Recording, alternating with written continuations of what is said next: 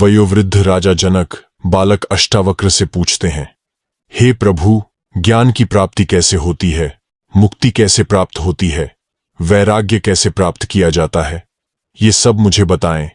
श्री अष्टावक्र उत्तर देते हैं, यदि आप मुक्ति चाहते हैं तो अपने मन से विषयों, वस्तुओं के उपभोग की इच्छा को विष की तरह त्याग दीजिए। क्षमा, सरलता, दया, संतोष तथा सत्य का अमृत की तरह सेवन कीजिए। आप न पृथ्वी हैं, न जल, न अग्नि, न वायु अथवा आकाश ही हैं। मुक्ति के लिए इन तत्वों के साक्षी चैतन्य रूप आत्मा को जानिए। यदि आप स्वयं को इस शरीर से अलग करके चेतना में विश्राम करें तो तत्काल ही सुख, शांति और बंधन मुक्त अवस्था को प्राप्त होंगे। आप ब्राह्मण आदि सभी जातियों अथवा ब्रह्मचर्य आदि सभी आश्रमों से परे हैं तथा आंखों से दिखाई न पड़ने वाले हैं। आप निर्लिप्त, निराकार और इस विश्व के साक्षी हैं। ऐसा जानकर सुखी हो जाए। धर्म, अधर्म, सुख, दुहक मस्तिष्क से जुड़े हैं। सर्वव्यापक आपसे नहीं, न आप करने वाले हैं और न भोगने वाले हैं। आप सदा मुक्त ही हैं। आप समस्त विश्व के एकमात्र दृष्टा हैं, सदा मुक्त ही हैं। आपका बंधन केवल इतना है कि आप दृष्टा किसी और को समझते हैं। अहंकार रूपी महासर्प के प्रभाववश आप मैं करता हूं ऐसा मान लेते हैं। मैं करता नहीं हूं। इस विश्वास रूपी अमृत को पीकर सुखी हो जाइए। मैं एक विशुद्ध ज्ञान हूं। इस निश्चय रूपी अग्नि से गहन अज्ञान वन को जला दें। इस प्रकार शोक रहित होकर सुखी हो जाए। जहां ये विश्व रस्सी में सर्प की तरह अवास्तविक लगे, उस आनंद परम आनंद की अनुभूति करके सुख से रहें। स्वयं को मुक्त मानने वाला मुक्त ही है और बद्ध मानने वाला बंधा हुआ ही है। ये कहावत सत्य ही है कि जैसी बुद्धि होती है वैसी ही गति होती है।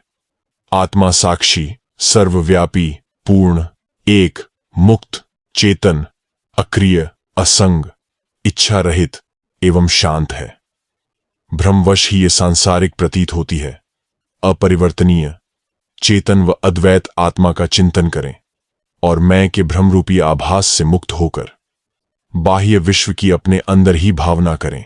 हे पुत्र, बहुत समय से आप मैं शरीर हूं इस भाव बंधन से बंधे हैं। स्वयं को अनुभव कर ज्ञान रूपी तलवार से इस बंधन को काटकर सूखी हो जाए। आप असंग, अक्रिय, स्वयं प्रकाशवान तथा सर्वथा दोष मुक्त हैं। आपका ध्यान द्वारा मस्तिष्क को शांत रखने का प्रयत्न ही बंधन है। यह विश्व तुम्हारे द्वारा व्याप्त किया हुआ है। वास्तव में तुमने इसे व्याप्त किया हुआ है। तुम शुद्ध और ज्ञान स्वरूप हो। छोटेपन की भावना से ग्रस्त मत हो। आप इच्छा रहित, विकार रहित, घन, ठोस, शीतलता के धाम, अगाध बुद्धिमान हैं। शांत होकर केवल चैतन्य की इच्छा वाले हो जाइए। आकार को असत्य जानकर निराकार को ही चिरस्थायी मानिए। इस तत्व को समझ लेने के बाद पुनः जन्म लेना संभव नहीं है। जिस प्रकार दर्पण में प्रतिबिंबित रूप उसके अंदर भी है और बाहर भी, उसी प्रकार परमात्मा इस शरीर के भीतर भी निवास करता है और उसके बाहर भी। जिस प्रकार एक ही आकाश पात्र के भीतर और बाहर व्याप्त है, उसी प्रकार शाश्वत और सतत परमात्मा समस्त प्राणियों में विद्यमान है। राजा जनक कहते हैं, आश्चर्य, मैं निष्कलंक, शांत, प्रकृति से परे, ज्ञान स्वरूप हूं। इतने समय तक मैं मोह से संतप्त किया गया। जिस प्रकार मैं इस शरीर को प्रकाशित करता हूं, उसी प्रकार इस विश्व को भी। अतः मैं यह समस्त विश्व ही हूं अथवा कुछ भी नहीं। आओ, अब शरीर सहित इस विश्व को त्याग कर किसी कौशल द्वारा ही मेरे द्वारा परमात्मा का दर्शन किया जाता है। जिस प्रकार पानी लहर, फेन और बुलबुलों से पृथक नहीं है, उसी प्रकार आत्मा भी स्वयं से निकले इस विश्व से अलग नहीं है। जिस प्रकार विचार करने पर वस्त्र तंतु, धागा मात्र ही झात होता है, उसी प्रकार यह समस्त विश्व आत्मा मात्र ही है। जिस प्रकार गन्ने के रस से बनी शक्कर उससे ही व्याप्त होती है, उसी प्रकार यह विश्व मुझसे ही बना है और निरंतर मुझसे ही व्याप्त है। आत्मा अज्ञानवश ही विश्व के रूप में दिखाई देती है। आत्मज्ञान होने पर यह विश्व दिखाई नहीं देता है। रस्सी अज्ञानवश सर्प जैसी दिखाई देती है। रस्सी का ज्ञान हो जाने पर सर्प दिखाई नहीं देता है। प्रकाश मेरा स्वरूप है, इसके अतिरिक्त मैं कुछ और नहीं हूं। वह प्रकाश जैसे इस विश्व को प्रकाशित करता है, वैसे ही इस मैं भाव को भी। आश्चर्य, यह कल्पित विश्व अज्ञान से मुझ में दिखाई देता है। जैसे सीप में चांदी, रस्सी में सर्प और सूर्य किरणों में पानी मुझसे उत्पन्न हुआ। विश्व मुझ में ही विलीन हो जाता है, जैसे घड़ा मिट्टी में, लहर जल में और कड़ा सोने में विलीन हो जाता है। आश्चर्य है, मुझको नमस्कार है, समस्त विश्व के नष्ट हो जाने पर भी जिसका विनाश नहीं होता, जो तृण से ब्रह्मा तक सबका विनाश होने पर भी विद्यमान रहता है। आश्चर्य है, मुझको नमस्कार है, मैं एक हूं, शरीर वाला होते हुए भी जो न कहीं जाता है और न कहीं आता है और समस्त विश्व को व्याप्त करके स्थित है। आश्चर्य है, मुझको नमस्कार है, जो कुशल है और जिसके समान कोई और नहीं है, जिसने इस शरीर को बिना स्पर्श करते हुए इस विश्व को अनादिकाल से धारण किया हुआ है। आश्चर्य है, मुझको नमस्कार है, जिसका यह कुछ भी नहीं है, अथवा जो भी वाणी और मन से समझ में आता है, वह सब जिसका है, जो अज्ञान, झेय और झांता, यह तीनों वास्तव में नहीं है। यह जो अज्ञानवश दिखाई देता है, वह निष्कलंक मैं ही हूं। द्वैत, भेद सभी दुखों का मूल कारण है। इसके अतिरिक्त कोई और औषधि नहीं है कि यह सब जो दिखाई दे रहा है वह सब असत्य है। मैं एक चैतन्य और निर्मल हूं। मैं केवल ज्ञान स्वरूप हूं। अज्ञान से ही मेरे द्वारा स्वयं में अन्य गुण कल्पित किए गए हैं। ऐसा विचार करके मैं सनातन और कारण रहित रूप से स्थित हूं। न मुझे कोई बंधन है और न कोई मुक्ति का भ्रम। मैं शांत और आश्रय रहित हूं। मुझ में स्थित यह विश्व भी वस्तुतः मुझ में स्थित नहीं है। यह निश्चित है कि इस शरीर सहित यह विश्व अस्तित्वहीन है। केवल शुद्ध चैतन्य आत्मा का ही अस्तित्व है। अब इसमें क्या कल्पना की जाए?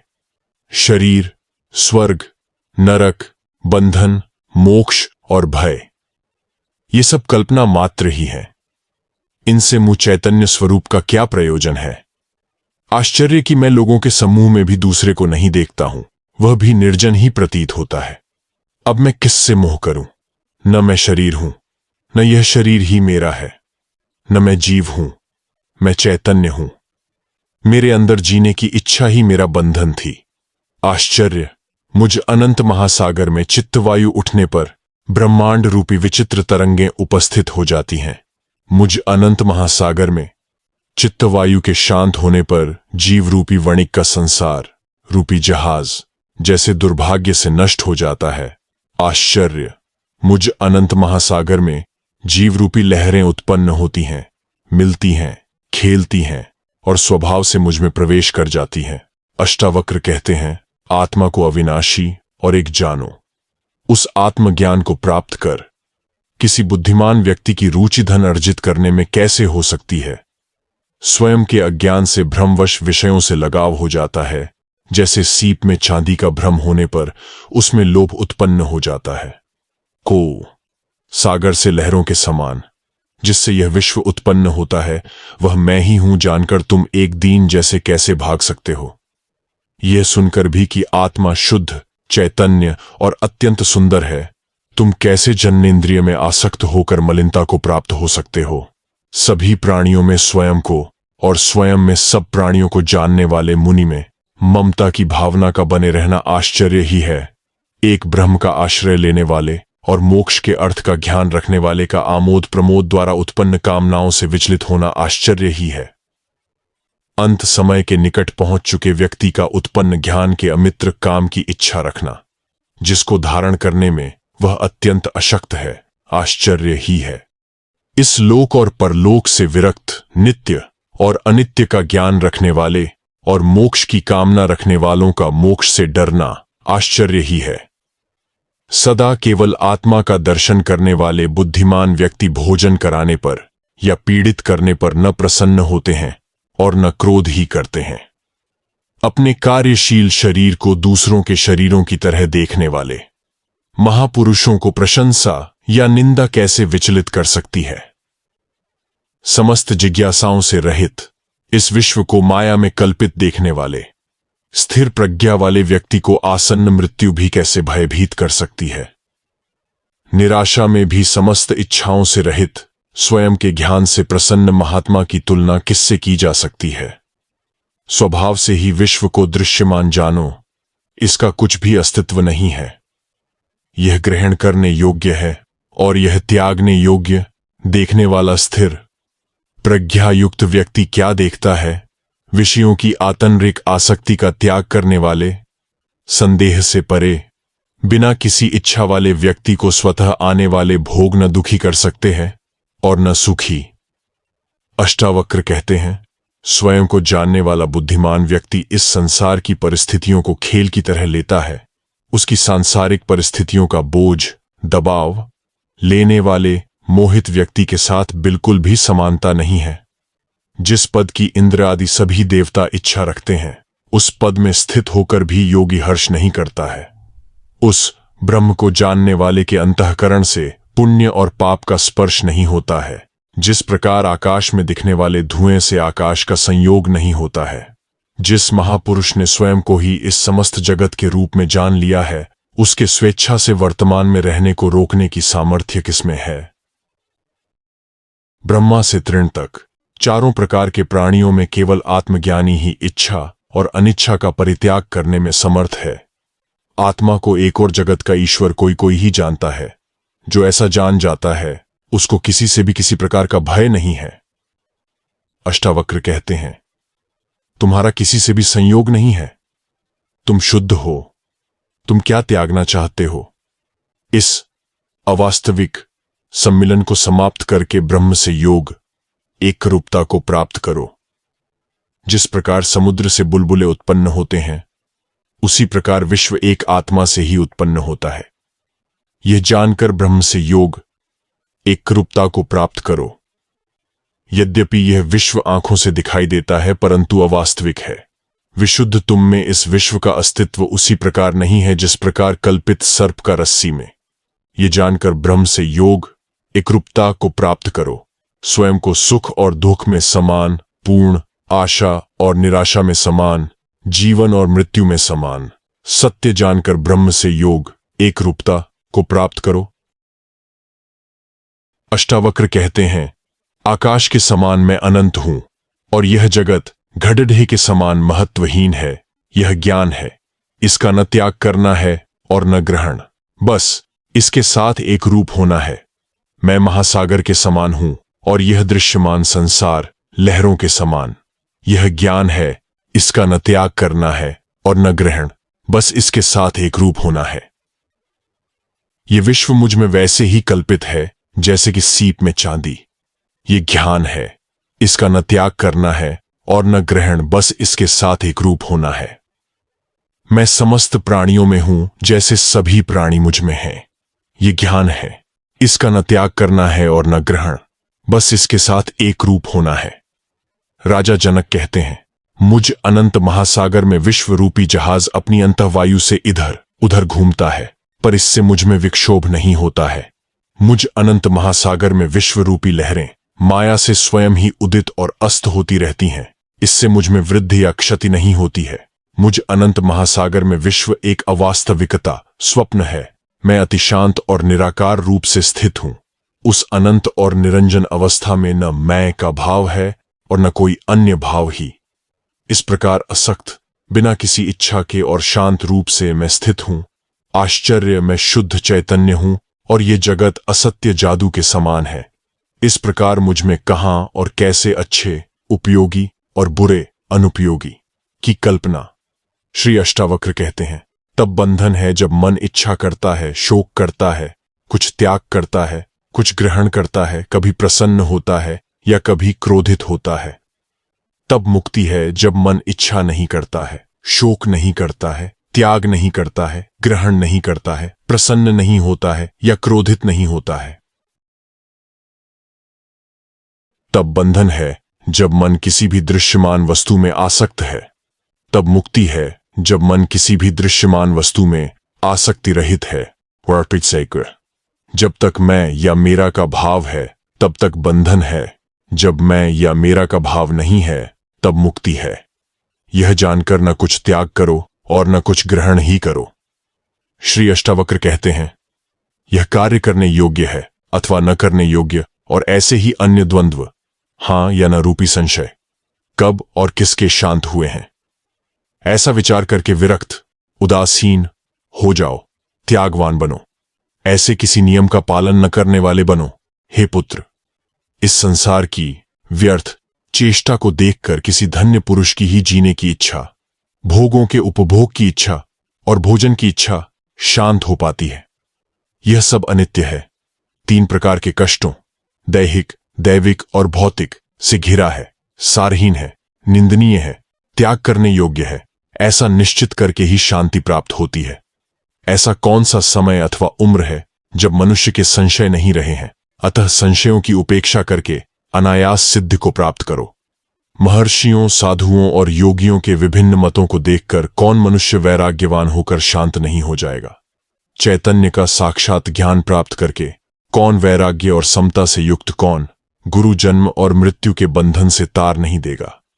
तत्वों के विकार को वास्तव में उनकी मात्रा के परिवर्तन के रूप में देखो। ऐसा देखते ही उसी क्षण तुम बंधन से मुक्त होकर अपने स्वरूप में स्थित हो जाओगे। इच्छा ही संसार है, ऐसा जानकर सबका त्याग कर दो। उस त्याग से इच्छाओं का त्याग हो जाएगा और तुम्हारी यथारूप अपने स्वरूप में स्थिति हो जाएगी। श्री अष्टावक्र कहते हैं, कामना और अनर्थों के समूह, धन रूपी शत्रुओं को त्याग दो। इन दोनों के त्याग रूपी धर्म से युक्त होकर सर्वत्र विरक्त, उदासीन हो जाओ। मित्र, जमीन, कोषागार, पत्नी और अन्य संपत्तियों को स्वप्न की माया के समान 3 या 5 दिनों में नष्ट होने वाला देखो। जहां जहां आसक्ति हो उसको ही संसार जानो। इस प्रकार परिपक्व वैराग्य के आश्रय में तृष्णा रहित होकर सुखी हो जाओ। तृष्णा, कामना मात्र ही स्वयं का बंधन है, उसके नाश को मोक्ष कहा जाता है। संसार में अनासक्ति से ही निरंतर आनंद की प्राप्ति होती है। तुम एक अद्वितीय, चेतन और शुद्ध हो तथा यह विश्व अचेतन और असत्य है। तुम में अज्ञान का लेश मात्र भी नहीं है और जानने की इच्छा भी नहीं है। पूर्व जन्मों में बहुत बार तुम्हारे राज्य, पुत्र, स्त्री, शरीर और सुखों का तुम्हारी आसक्ति होने पर भी नाश हो चुका है। पर्याप्त धन, इच्छाओं और शुभ कर्मों द्वारा भी इस संसार रूपी माया से मन को शांति नहीं मिली। कितने जन्मों में शरीर, मन और वाणी से दुहक के कारण कर्मों को तुमने नहीं किया। अब उनसे उपरत, विरक्त हो जाओ। श्री अष्टावक्र कहते हैं, भाव सृष्टि, स्थिति और अभाव, प्रलय, मृत्यु रूपी विकार स्वाभाविक हैं।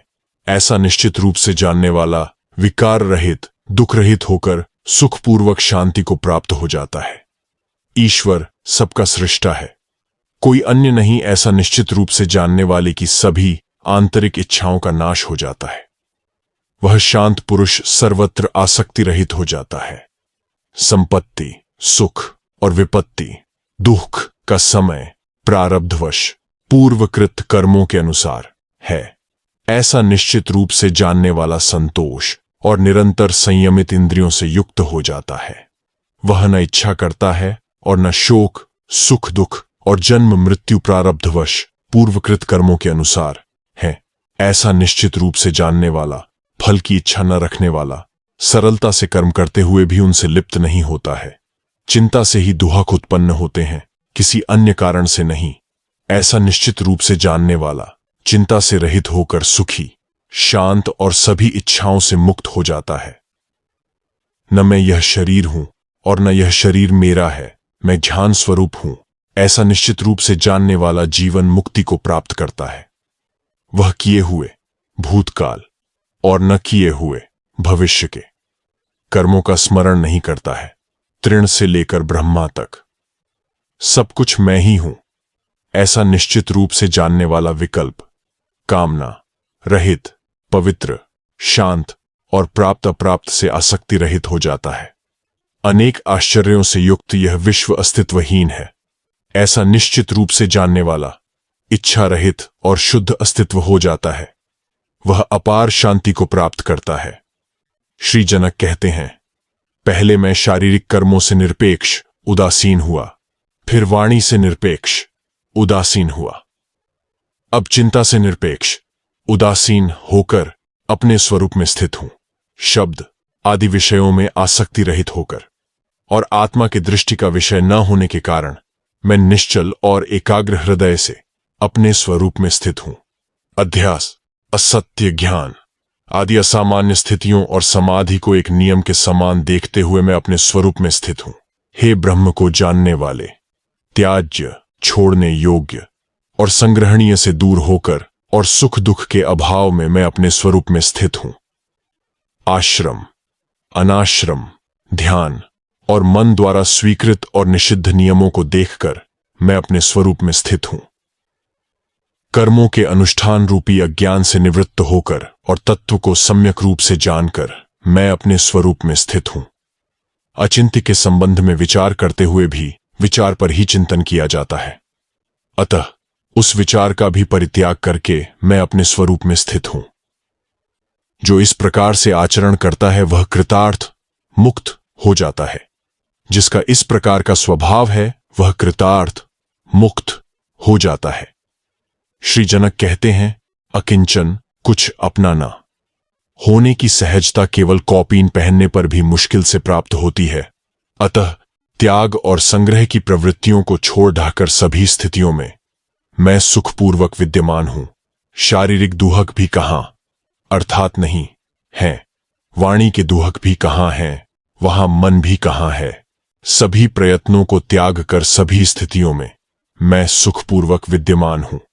किए हुए किसी भी कार्य का वस्तुतः कोई अस्तित्व नहीं है।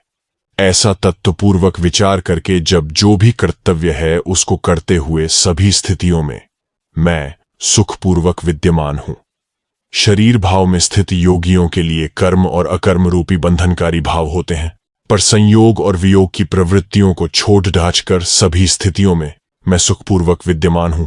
विश्राम, गति, शयन, बैठने, चलने और स्वप्न में वस्तुतः मेरे लाभ और हानि नहीं है, अतः सभी स्थितियों में मैं सुखपूर्वक विद्यमान हूं।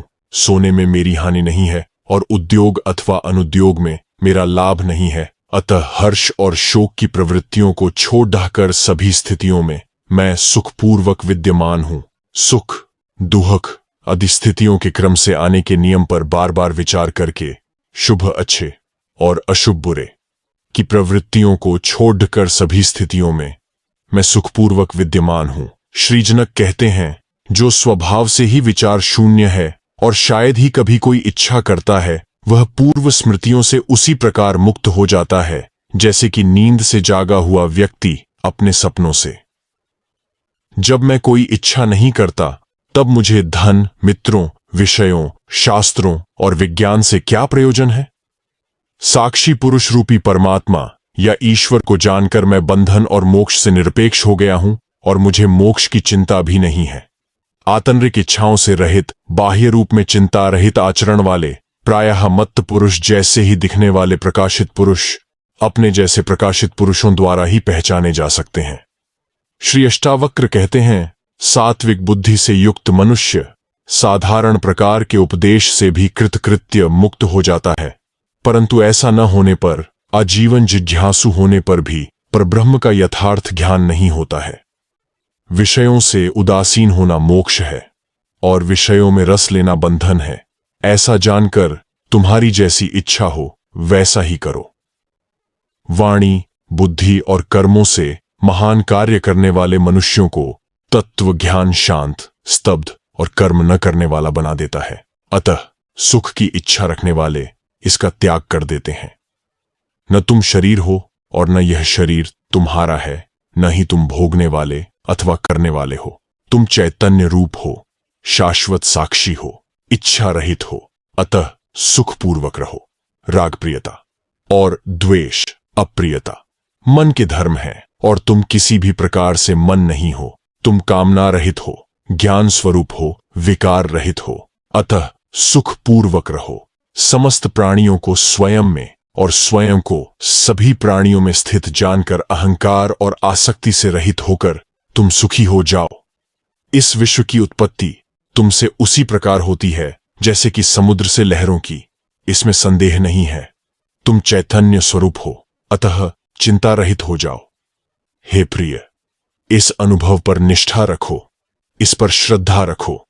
इस अनुभव की सत्यता के संबंध में मोहित मत हो। तुम ज्ञान स्वरूप हो। तुम प्रकृति से परे और आत्मस्वरूप भगवान हो।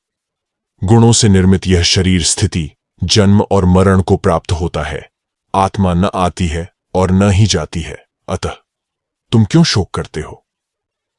यह शरीर सृष्टि के अंत तक रहे अथवा आज ही नाश को प्राप्त हो जाए, तुम तो चैतन्य स्वरूप हो।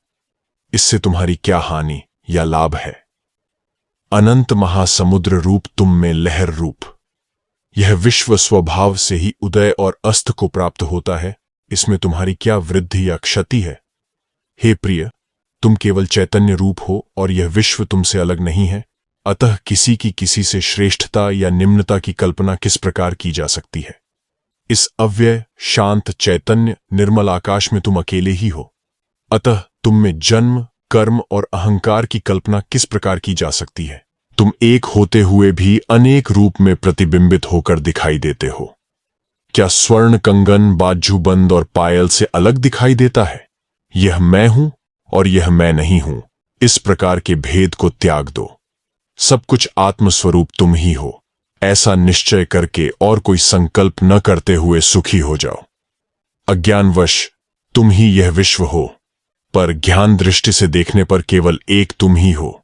तुमसे अलग कोई दूसरा संसारी या असंसारी किसी भी प्रकार से नहीं है। यह विश्व केवल भ्रम, स्वप्न की तरह असत्य है और कुछ भी नहीं, ऐसा निश्चय करो। इच्छा और चेष्टा रहित हुए बिना कोई भी शांति को प्राप्त नहीं होता है। एक ही भवसागर सत्य था, है और रहेगा। तुम में न मोक्ष है और न बंधन। आप्तकाम होकर सुख से विचरण करो।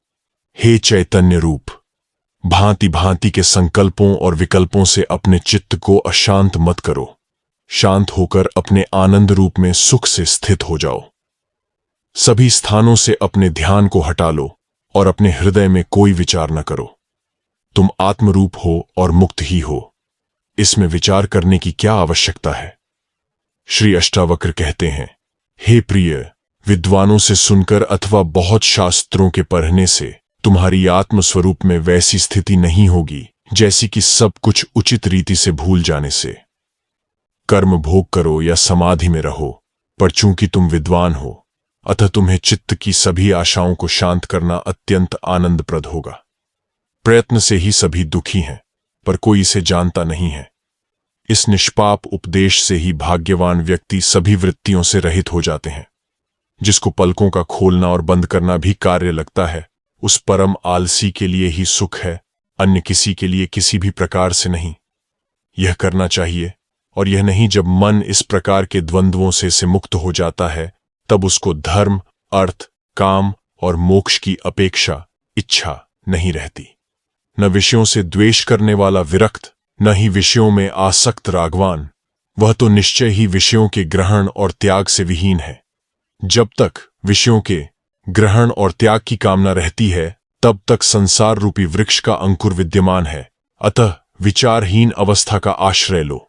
प्रवृत्ति से आसक्ति और निवृत्ति से द्वेष उत्पन्न होता है। अतः बुद्धिमान बालक के समान निर्द्वंद्व होकर स्थित रहे। विषय में आसक्त पुरुष दुख से बचने के लिए संसार का त्याग करना चाहता है, पर वह विरक्त ही सुखी है जो उन दुखों में भी खेद नहीं करता है।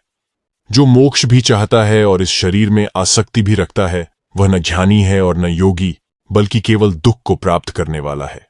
यदि तुम्हारे उपदेशक साक्षात शिव, विष्णु या ब्रह्मा भी हों, तो भी सब कुछ विस्मरण किए बिना तुम आत्मस्वरूप को प्राप्त नहीं होगे। अष्टावक्र कहते हैं, उन्होंने ज्ञान और योग दोनों का फल प्राप्त कर लिया है, जो सदा संतुष्ट, शुद्ध इंद्रियों वाले और एकांत में रमने वाले हैं। तत्व ब्रह्म को जानने वाला कभी भी किसी बात से इस संसार में दुखी नहीं होता है, क्योंकि उस एक ब्रह्म से ही यह संपूर्ण विश्व पूर्णतः व्याप्त है। अपनी आत्मा में रमण करने वाला किसी विषय को प्राप्त करके हर्षित नहीं होता, जैसे कि सलाई के पत्तों से प्रेम करने वाला हाथी नीम के पत्तों को पाकर हर्ष नहीं करता है। जिसकी प्राप्त हो चुके भोगों में आसक्ति नहीं है और न प्राप्त हुए भोगों की इच्छा नहीं है, ऐसा व्यक्ति इस संसार में दुर्लभ है। इस संसार में सांसारिक भोगों की इच्छा वाले भी देखे जाते हैं और मोक्ष की इच्छा वाले भी। पर इन दोनों इच्छाओं से रहित महापुरुष का मिलना दुर्लभ है।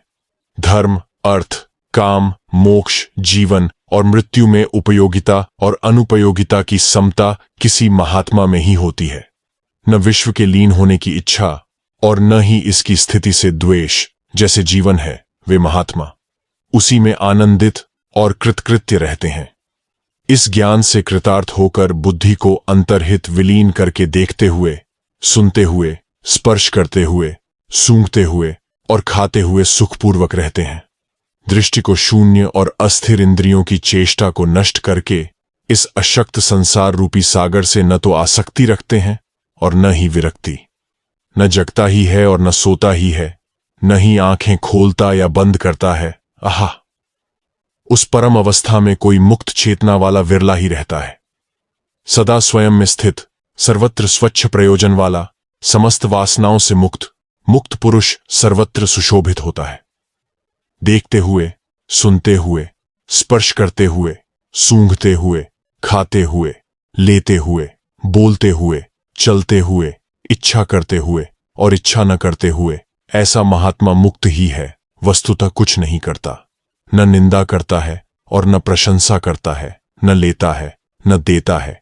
इन सब में अनासक्त वह सब प्रकार से मुक्त है। अनुराग युक्त स्त्रियों को देखकर अथवा मृत्यु को उपस्थित देखकर विचलित न होने वाला, स्वयं में स्थित वह महात्मा मुक्त ही है।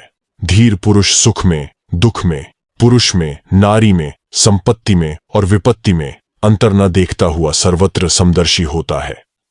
क्षीण संसार वाले पुरुष में न हिंसा और न करुणा, न गर्व और न दीनता, न आश्चर्य और न क्षोभ ही होते हैं।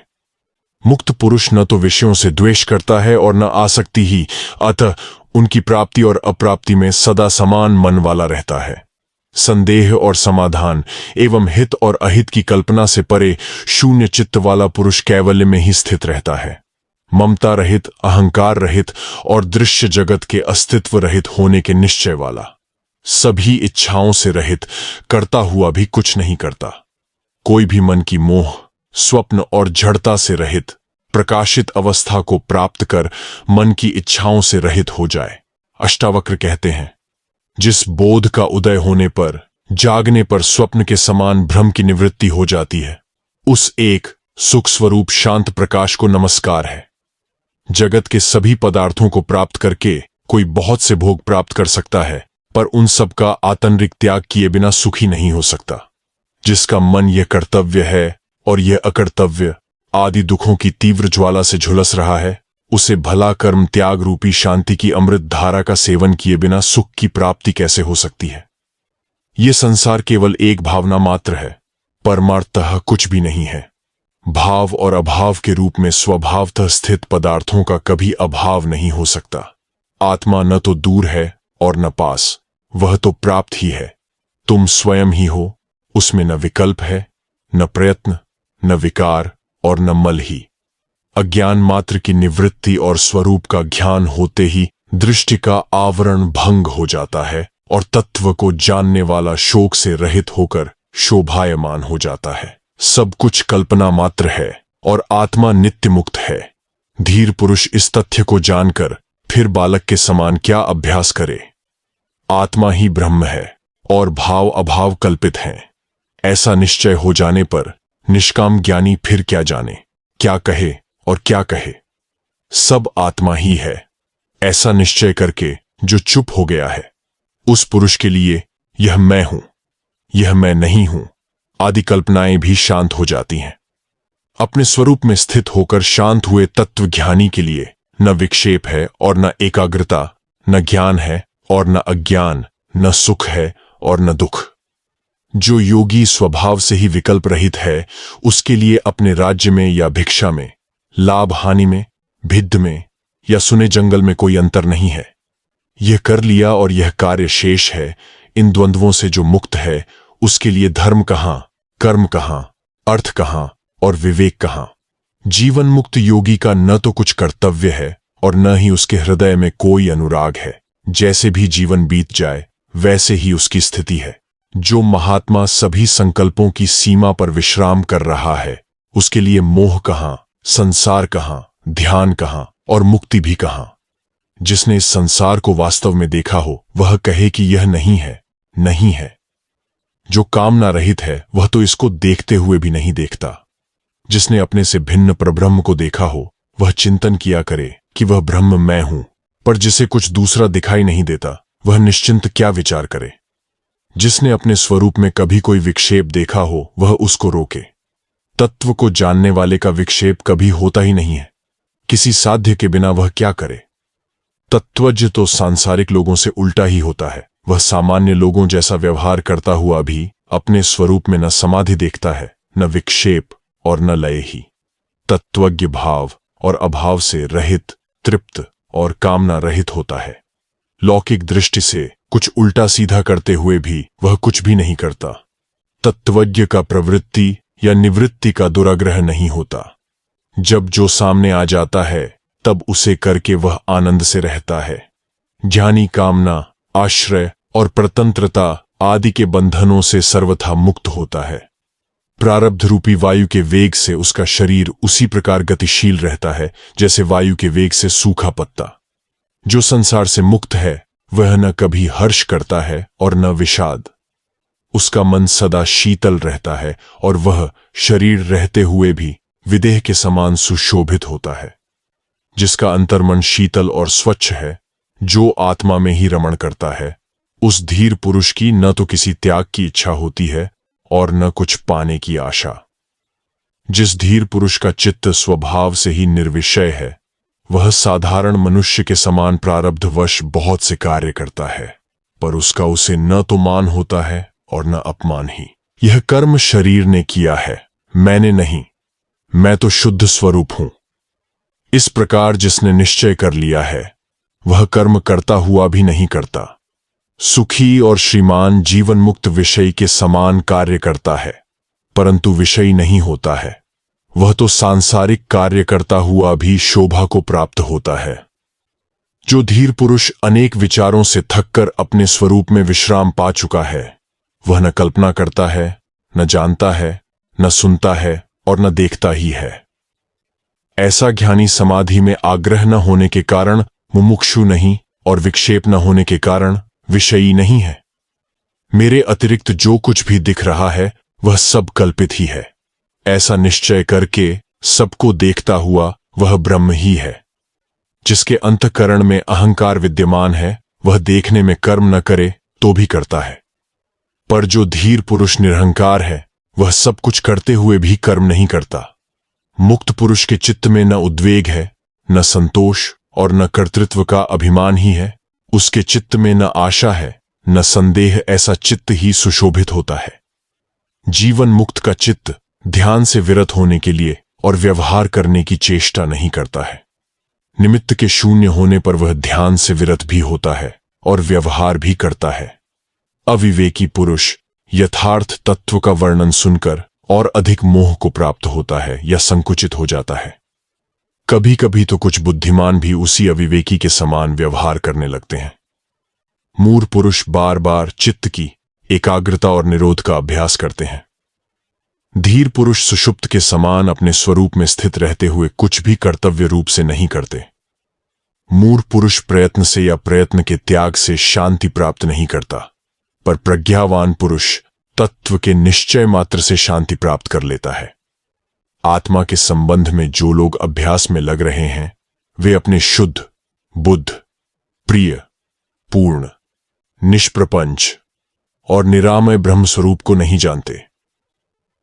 अज्ञानी मनुष्य कर्म रूपी अभ्यास से मुक्ति नहीं पा सकता और ज्ञानी कर्म रहित होने पर भी केवल ज्ञान से मुक्ति प्राप्त कर लेता है। अज्ञानी को ब्रह्म का साक्षात्कार नहीं हो सकता क्योंकि वह ब्रह्म होना चाहता है। ज्ञानी पुरुष इच्छा न करने पर भी परब्रह्म बोध स्वरूप में रहता है। अज्ञानी निराधार आग्रहों में पड़ डीच कर संसार का पोषण करते रहते हैं। ज्ञानियों ने सभी अनर्थों की जड्डाच इस संसार की सत्ता का ही पूर्ण नाश कर दिया है। अज्ञानी शांति नहीं प्राप्त कर सकता क्योंकि वह शांत होने की इच्छा से ग्रस्त है। ज्ञानी पुरुष तत्व का दृढ़ निश्चय करके सदैव शांत चित्त ही रहता है। अज्ञानी को आत्म साक्षात्कार कैसे हो सकता है जब वह दृश्य पदार्थों के आश्रय को स्वीकार करता है। ज्ञानी पुरुष तो वे हैं जो दृश्य पदार्थों को न देखते हुए अपने अविनाशी स्वरूप को ही देखते हैं। जो आग्रह करता है उस मूर्ख का चित्त निरुद्ध कहाँ है। आत्मा में रमण करने वाले धीर पुरुष का चित्त तो सदैव स्वाभाविक रूप से निरुद्ध ही रहता है। कोई पदार्थ की सत्ता की भावना करता है और कोई पदार्थों की असत्ता की। ज्ञानी तो भाव अभाव दोनों की भावना को छोड़कर निश्चिंत रहता है। बुद्धिहीन पुरुष अज्ञानवश अपने शुद्ध अद्वितीय स्वरूप का ज्ञान तो प्राप्त करते नहीं, पर केवल भावना करते हैं। उन्हें जीवन पर्यंत शांति नहीं मिलती। मुमुक्षु पुरुष की बुद्धि कुछ आश्रय ग्रहण किए बिना नहीं रहती। मुक्त पुरुष की बुद्धि तो सब प्रकार से निष्काम और निराश्रय ही रहती है। अज्ञानी पुरुष विषय रूपी मत वाले हाथियों को देखकर भयभीत हो जाते हैं और शरण के लिए तुरंत निरोध और एकाग्रता की सिद्धि के लिए झटपट चित्त की गुफा में घुस जाते हैं। कामना रहित ज्ञानी सिंह है। उसे देखते ही विषय रूपी मत वाले हाथी चुपचाप भाग जाते हैं। उनकी एक नहीं चलती, उलटे वे तरह तरह से खुशामद करके सेवा करते हैं। शंका रहित ज्ञानी पुरुष मुक्ति के साधनों का अभ्यास नहीं करता। वह तो देखते, सुनते, छूते, सूंघते, भोगते हुए भी आनंद में मग्न रहता है। शुद्ध बुद्धि पुरुष वस्तु तत्व के केवल सुनने मात्र से आकुलता रहित हो जाता है। फिर आचार अनाचार या उदासीनता पर उसकी दृष्टि नहीं जाती। स्वभाव में स्थित ज्ञानी शुभ हो या अशुभ, जो जब करने के लिए सामने आ जाता है तब वह उसे बालक की चेष्टा के समान सरलता से कर डालता है। स्वतंत्रता से ही सुख की प्राप्ति होती है। स्वतंत्रता से ही परम तत्व की उपलब्धि होती है। स्वतंत्रता से ही परम शांति की प्राप्ति होती है। स्वतंत्रता से ही परम पद मिलता है। जब साधक अपने आप को अकर्ता और अभोक्ता निश्चय कर लेता है तब उसके चित्त की सभी वृत्तियां क्षीण हो जाती हैं। धीर पुरुष की स्वाभाविक स्थिति विक्षोभ युक्त होने पर भी श्रेष्ठ है, पर जिसके चित्त में अनेक इच्छाएं भरी हैं उस अज्ञानी पुरुष पर बनावटी शांति शोभा नहीं पाती। धीर पुरुष बड़े भोगों में आनंद करते हैं और पर्वतों की गहन गुफाओं में भी निवास करते हैं, पर वे कल्पना, बंधन और बुद्धि की वृत्तियों से मुक्त होते हैं। धीर पुरुष शास्त्रज्ञ ब्राह्मण, देवता, तीर्थ, स्त्री, राजा और प्रिय को देखकर उनका स्वागत करता है, पर उसके हृदय में कोई कामना नहीं होती। सेवक, पुत्र, स्त्री, नाती और सगोत्र द्वारा हंसी उदय जाने पर, धिक्कारने पर भी योगी के चित्त में थोड़ा सा विकार भी उत्पन्न नहीं होता। लौकिक दृष्टि से प्रसन्न दिखने पर वह प्रसन्न नहीं होता और दुखी दिखने पर दुखी नहीं होता। उसकी उस आश्चर्यमय दशा को उसके समान लोग ही जान सकते हैं। कर्तव्य बुद्धि का नाम ही संसार है। विद्वान लोग उस कर्तव्यता को नहीं देखते क्योंकि उनकी बुद्धि शून्याकार, निराकार, निर्विकार और निरामय होती है। अज्ञानी पुरुष कुछ न करते हुए भी क्षोभवश सदा व्यग्र ही रहता है। योगी पुरुष बहुत से कार्य करता हुआ भी शांत रहता है। शांत बुद्धि वाला पुरुष सुख से बैठता है, सुख से सोता है, सुख से आता जाता है, सुख से बोलता है और सुख से ही खाता है। जो बड़े सरोवर के समान शांत है और लौकिक आचरण करते हुए जिसको अन्य लोगों के समान दुख नहीं होता, वह दुख रहित ज्ञानी शोभित होता है। मूढ़ में निवृत्ति से भी प्रवृत्ति उत्पन्न हो जाती है और धीर पुरुष की प्रवृत्ति भी निवृत्ति के समान फलदायिनी है।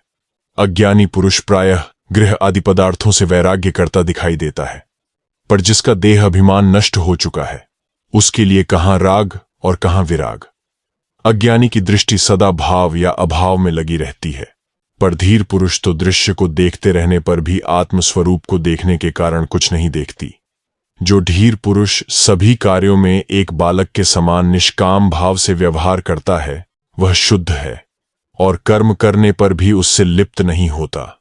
वह आत्मज्ञानी धन्य है जो सभी स्थितियों में समान रहता है। देखते, सुनते, छूते, सूंघते और खाते पीते भी उसका मन कामना रहित होता है। धीर पुरुष सदा आकाश के समान निर्विकल्प रहता है। उसकी दृष्टि में संसार कहां और उसकी प्रतीति कहां। उसके लिए साध्य क्या और साधन क्या। जिस सन्यासी को अपने अखंड स्वरूप में सदा स्वाभाविक रूप से समाधि रहती है, जो पूर्ण स्वानंद स्वरूप है, वही विजयी है। बहुत कहने से क्या लाभ। महात्मा पुरुष भोग और मोक्ष दोनों की इच्छा नहीं करता और सदा सर्वत्र राग रहित होता है। महतत्व से लेकर संपूर्ण द्वैत रूप दृश्य जगत नाम मात्र का ही विस्तार है। शुद्ध बोध स्वरूप धीर ने जब उसका भी परित्याग कर दिया, फिर भला उसका क्या कर्तव्य शेष है? यह संपूर्ण दृश्य जगत भ्रम मात्र है, यह कुछ नहीं है। ऐसे निश्चय से युक्त पुरुष दृश्य की स्फूर्ति से भी रहित हो जाता है और स्वभाव से ही शांत हो जाता है। जो शुद्ध स्फुरण रूप है, जिसे दृश्य सत्तावान नहीं मालूम पड़ता, उसके लिए विधि क्या, वैराग्य क्या, त्याग क्या और शांति भी क्या। जो अनंत रूप से स्वयं स्फुरित हो रहा है और प्रकृति की पृथक सत्ता को नहीं देखता है, उसके लिए बंधन कहां, मोक्ष कहां, हर्ष कहां और विषाद कहां। बुद्धि के अंत तक ही संसार है और यह केवल माया का विवर्त है। इस तत्व को जानने वाला बुद्धिमान ममता, अहंकार और कामना से रहित होकर शोभित होता है। जो मुनि संताप से रहित अपने अविनाशी स्वरूप को जानता है, उसके लिए विद्या कहां और विश्व कहां, अथवा देह कहां और मैं मेरा कहां। जड़ बुद्धि वाला यदि निरोध आदि कर्मों को छोड़ देता है, तो अगले क्षण बड़े मनोरथ बनाने और प्रलाप करने लगता है। अज्ञानी तत्व का श्रवण करके भी अपनी मूर्ता का त्याग नहीं करता। वह बाह्य रूप से तो निसंकल्प हो जाता है, पर उसके अंतर्मन में विषयों की इच्छा बनी रहती है। ज्ञान से जिसका कर्म बंधन नष्ट हो गया है, वह लौकिक रूप से कर्म करता रहे तो भी उसके कुछ करने या कहने का अवसर नहीं रहता, क्योंकि वह अकर्ता और अवक्ता है। जो धीर सदा निर्विकार और भय रहित है, उसके लिए अंधकार कहां, प्रकाश कहां और त्याग कहां। उसके लिए किसी का अस्तित्व नहीं रहता। योगी को धैर्य कहां, विवेक कहां और निर्भयता भी कहां। उसका स्वभाव अनिर्वचनीय है और वह वस्तुतः स्वभाव रहित है। योगी के लिए न स्वर्ग है, न नरक और न जीवन मुक्ति ही। इस संबंध में अधिक कहने से क्या लाभ है? योग की दृष्टि से कुछ भी नहीं है। धीर का चित्त ऐसे शीतल रहता है जैसे वह अमृत से परिपूर्ण हो। वह न लाभ की आशा करता है और न हानि का शोक। धीर पुरुष न संत की स्तुति करता है और न दुष्ट की निंदा। वह सुख दुख में समान स्वयं में तृप्त रहता है। वह अपने लिए कोई भी कर्तव्य नहीं देखता। धीर पुरुष न संसार से द्वेष करता है और न आत्मदर्शन की इच्छा। वह हर्ष और शोक से रहित है। लौकिक दृष्टि से वह न तो मृत है और न जीवित। जो धीर पुरुष पुत्र स्त्री आदि के प्रति आसक्ति से रहित होता है, विषय की उपलब्धि में उसकी प्रवृत्ति नहीं होती। अपने शरीर के लिए भी निश्चिंत रहता है। सभी आशाओं से रहित होता है। वह सुशोभित होता है। जहां सूर्यास्त हुआ वहां सो लिया, जहां इच्छा हुई वहां रह लिया, जो सामने आया उसी के अनुसार व्यवहार कर लिया। इस प्रकार धीर सर्वत्र संतुष्ट रहता है। जो अपने आत्मस्वरूप में विश्राम करते हुए सभी प्रपंचों का नाश कर चुका है, उस महात्मा को शरीर रहे अथवा नष्ट हो जाए, ऐसी चिंता भी नहीं होती। ज्ञानी पुरुष संग्रह रहित, स्वच्छंद, निर्द्वंद्व और संशय रहित होता है। वह किसी भाव में आसक्त नहीं होता। वह तो केवल आनंद से विहार करता है। धीर पुरुष की हृदय ग्रंथि खुल जाती है। रज और तम नष्ट हो जाते हैं। वह मिट्टी के ढेले, पत्थर और सोने को समान दृष्टि से देखता है। ममता रहित वह सुशोभित होता है। जो इस दृश्य प्रपंच पर ध्यान नहीं देता, आत्मतृप्त है। जिसके हृदय में जरा सी भी कामना नहीं होती, ऐसे मुक्त आत्मा की तुलना किसके साथ की जा सकती है? कामना रहित धीर के अतिरिक्त ऐसा और कौन है जो जानते हुए भी न जाने, देखते हुए भी न देखे और बोलते हुए भी न बोले? राजा हो या रंक, जो कामना रहित है वही सुशोभित होता है। जिसकी दृश्य वस्तुओं में शुभ और अशुभ बुद्धि समाप्त हो गई है, वह निष्काम है। योगी निष्कपट, सरल और चरित्रवान होता है। उसके लिए स्वच्छंदता क्या, संकोच क्या और तत्व विचार भी क्या। जो अपने स्वरूप में विश्राम करके तृप्त है, आशा रहित है, दुख रहित है, वह अपने अंतःकरण में जिस आनंद का अनुभव करता है, वह कैसे किसी को बताया जा सकता है? धीर पुरुष पद पद पर तृप्त रहता है। वह सोकर भी नहीं सोता, वह स्वप्न देखकर भी नहीं देखता और जागृत रहने पर भी नहीं जगता। धीर पुरुष चिंतावान होने पर भी चिंता रहित होता है, इंद्रिय युक्त होने पर भी इंद्रिय रहित होता है, बुद्धि युक्त होने पर भी बुद्धि रहित होता है और अहंकार सहित होने पर भी अहंकार रहित होता है।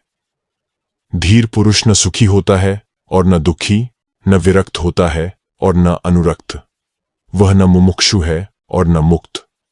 वह कुछ नहीं है, कुछ नहीं है।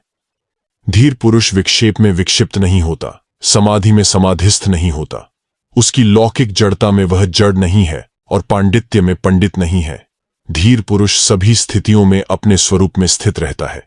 कर्तव्य रहित होने से शांत होता है, सदा समान रहता है। तृष्णा रहित होने के कारण वह क्या किया और क्या नहीं, इन बातों का स्मरण नहीं करता। वंदना करने से वह प्रसन्न नहीं होता, निंदा करने से क्रोधित नहीं होता, मृत्यु से उद्वेग नहीं करता और जीवन का अभिनंदन नहीं करता। शांत बुद्धि वाला धीर न तो जनसमूह की ओर दौड़ाता है और न वन की ओर। वह जहां जिस स्थिति में होता है वहां ही समचित्त से आसीन रहता है। राजा जनक कहते हैं, तत्व विज्ञान की चिमटी द्वारा विभिन्न प्रकार के सुझावों रूपी कांटों को मेरे द्वारा हृदय के आंतरिक भागों से निकाला गया। अपनी महिमा में स्थित मेरे लिए क्या धर्म है और क्या काम है, क्या अर्थ है और क्या विवेक है, क्या द्वैत है और क्या अद्वैत है। अपनी महिमा में स्थित मेरे लिए क्या अतीत है और क्या भविष्य है और क्या वर्तमान ही है, क्या देश है और क्या काल है। अपनी महिमा में स्थित मेरे लिए क्या आत्मा है और क्या अनात्मा है, तथा क्या शुभ और क्या अशुभ है, क्या विचार युक्त होना है और क्या निर्विचार होना है। अपनी महिमा में स्थित मेरे लिए क्या स्वप्न है और क्या सुषुप्ति, तथा क्या जागरण है और क्या तुरीय अवस्था है अथवा क्या भय ही है। अपनी महिमा में स्थित मेरे लिए क्या दूर है और क्या पास है, तथा क्या बाह्य है और क्या आंतरिक है, क्या स्थूल है और क्या सूक्ष्म है। अपनी महिमा में स्थित मेरे लिए क्या मृत्यु है और क्या जीवन है, तथा क्या लौकिक है और क्या पारलौकिक है, क्या लय है और क्या समाधि है। अपनी आत्मा में नित्य स्थित मेरे लिए जीवन के 3 उद्देश्य निरर्थक हैं। योग पर चर्चा अनावश्यक है और विज्ञानम का वर्णन अनावश्यक है। राजा जनक कहते हैं, मेरे निष्कलंक स्वरूप में 5 महाभूत कहाँ हैं या शरीर कहाँ है, और इंद्रियां या मन कहाँ है, शून्य कहाँ है और निराशा कहाँ है। सदा सभी प्रकार के द्वंद्वों से रहित मेरे लिए क्या शास्त्र हैं और क्या आत्मज्ञान अथवा क्या विषय रहित मन ही है, क्या प्रसन्नता है या क्या संतोष है, क्या विद्या है या क्या अविद्या, क्या मैं है या क्या वह है और क्या मेरा है, क्या बंधन है और क्या मोक्ष है, या स्वरूप का क्या लक्षण है, क्या प्रारब्ध कर्म है और क्या जीवन मुक्ति है। सर्वदा विशेषता परिवर्तन से रहित मुझ में क्या शरीरहीन कैवल्य है। सदा स्वभाव से रहित मुझ में कौन करता है और कौन भोगता, क्या निष्क्रियता है और क्या क्रियाशीलता, क्या प्रत्यक्ष है और क्या अप्रत्यक्ष। अपने अद्वय दूसरे से रहित स्वरूप में स्थित मेरे लिए क्या संसार है और क्या मुक्ति की इच्छा। कौन योगी है और कौन ज्ञानी, कौन बंधन में है और कौन मुक्त। अपने अद्वय दूसरे से रहित स्वरूप में स्थित मेरे लिए क्या सृष्टि है और क्या प्रलय, क्या साध्य है और क्या साधन, कौन साधक है और क्या सिद्धि है। विशुद्ध मुझ में कौन झाता है और क्या प्रमाण साक्ष्य है, क्या झेय है और क्या ज्ञान, क्या स्वल्प है और क्या सर्व। सदा निष्क्रिय मुझ में क्या अन्यमनस्कता है और क्या एकाग्रता, क्या विवेक है और क्या विवेकहीनता, क्या हर्ष है और क्या विषाद। सदा विचार रहित मेरे लिए क्या संसार है और क्या परमार्थ, क्या सुख है और क्या दुख। सदा विशुद्ध मेरे लिए क्या माया है और क्या संसार, क्या प्रीति है और क्या विरथी, क्या जीव है और क्या वह ब्रह्म। अचल विभाग रहित और सदा स्वयं में स्थित मेरे लिए क्या प्रवृत्ति है और क्या निवृत्ति, क्या मुक्ति है और क्या बंधन। विशेषण रहित कल्याण रूप मेरे लिए क्या उपदेश है और क्या शास्त्र, कौन शिष्य है और कौन गुरु और क्या प्राप्त करने योग्य ही है, क्या है और क्या नहीं, क्या अद्वैत है और क्या द्वैत।